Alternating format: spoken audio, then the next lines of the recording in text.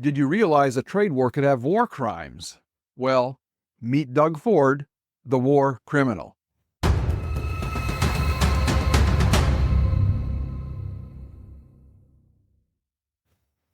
In Canada, Ontario's Premier Doug Ford has done something truly incredible. He's out-Zelensky'd Zelensky. With zero self-awareness, he's standing in front of the cameras, fists clenched, promising to make America feel the pain. Ontario Premier Doug Ford now threatening to shut off electricity to American homes near the border who rely on Canadian power. We keep the lights on to 1.5 million homes and manufacturing in New York, in Michigan, and in Minnesota. I will shut down the electricity going down to the U.S., and I'm telling you, we will do it. Over what? Tariffs? The same tariffs that Canada is supposedly against, but they're matching them? Except here's the kicker. Canada isn't just matching tariffs, they're going beyond. Slapping tariffs on U.S. goods would be one thing, but they're outright banning American alcohol too? That's not economic retaliation, that's economic temper tantrum. This is the country that pretends to value free trade, the friendly people, the polite people, the country that screams when America talks about protecting its people and industries. And now they're banning bourbon? What if Canadians want to pay higher prices and still get their Kentucky booze? What happened to those Canadian values? But the stupidity doesn't stop there.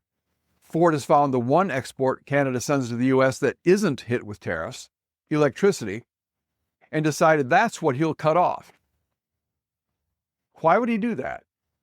Because electricity is a necessity. We can't just decide to wait until next year to buy it like you can a new car, or buy from Costa Rica instead of Mexico, like with produce. People have to buy electricity when it's needed, and that's now. Electricity to keep the lights on, to run the factories and hospitals, and to charge our EVs. While we're doing that, Canadians are streaming south to fill up their tanks with American gasoline because, guess what? It's cheaper in our free market economy. They love their government-controlled system so much that they buy our gas by the gallon, which they have to convert to liters to clear customs in Windsor. Just kidding. But Ford's not threatening to cut that off, is he? Because he knows Canadians want cheap gas. Energy flows both ways. He's happy to shut it off when it goes south, but will he dare stop the flow going north? And if he wants to play this game, let's talk about Line 5, the pipeline that delivers crude oil from Western Canada to Ontario through Michigan and Wisconsin.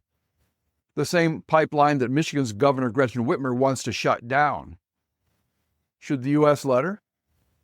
Ford's so eager to weaponize energy, maybe America should take note. Let's see how Ontario fares when all the petrodollars dry up.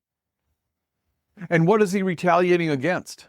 America cracking down on fentanyl, something that kills 22 American teens every single week? Something that just cost an ICE agent his life in Vermont? Maybe Ford thinks he can just brush that off, argue, well, China kills more teens than Canada does. That's not much of a defense. That's more an admission of guilt. And speaking of guilt, this is where things take a dark turn. Because we've seen this before.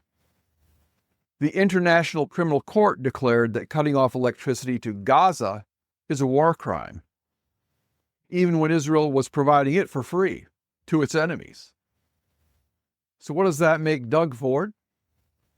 Israel was giving power away. America is paying for it. Ford's move is not just reckless. It's an act of economic warfare. By the ICC's own logic, Ford isn't just bluffing, he's openly threatening a war crime under international law. Well, he is the premier. That's a dictator, right? We've got here yet another little man, figuratively speaking, puffing his chest, standing in front of the cameras, thinking he can go toe-to-toe with Trump. He learned nothing from Zelensky. Ukraine's leader went home to Kiev and got an earful from his cabinet and from his wife. And where is he now? Losing ground by the day, begging for another meeting, hoping for another fat check. Ford should pay attention because America has options.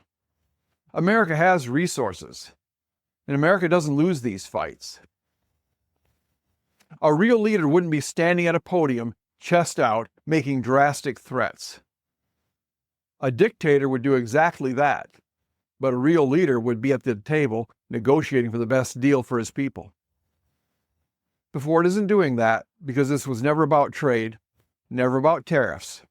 This is about politics, about grandstanding, about the illusion of power. And when the lights go out, he'll find out just how little power he actually has.